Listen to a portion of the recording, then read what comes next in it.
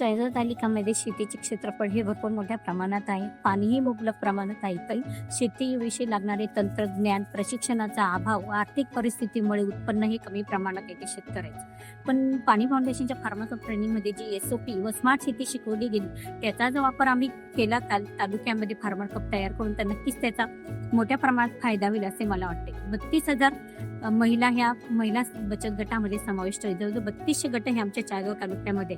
आणि आज a mentor म्हणून मी नक्कीच ह्या 32,000 महिलांपर्यंत पाणी फाउंडेशनचं काम पोहोचवलं. फार्मर कपमध्ये जास्तीत जास्त महिला कशा सहभागी होतील यासाठी मी पुरेपूर प्रयत्न करणार आहे. पण फक्त स्पर्धा म्हणून फार्मर कपच्या स्पर्धेत भाग घेणे हे आमचं उद्दिष्ट नसणार आहे. गाव पातळीवर तशा महिला आमच्या लखपती बनतील आणि कायमस्वरूपी जोपर्यंत पाणी फाउंडेशनचे नामचे उमेदवार नाही तोपर्यंत फार्मर कपचं काम हे आम्ही गावोगाव तळागाळापर्यंत पोहोचू.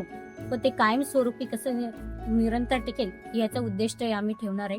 ॲज अ मेंटर म्हणून मी पूर्णपूर प्रयत्न करणार आहे की कायमस्वरूपी महिलांना स्वावलंबी व एक सक्षम पाणी फाउंडेशनचे गट आम्ही तयार करू आणि महिलांच्या अजून बळकटीकडे नेण्याचा प्रयत्न आणि लखपती कशा होतील जास्तीत जास्त महिला हे ॲज अ मेंटर म्हणून मी नक्कीच दायित्व पूर्ण करेन.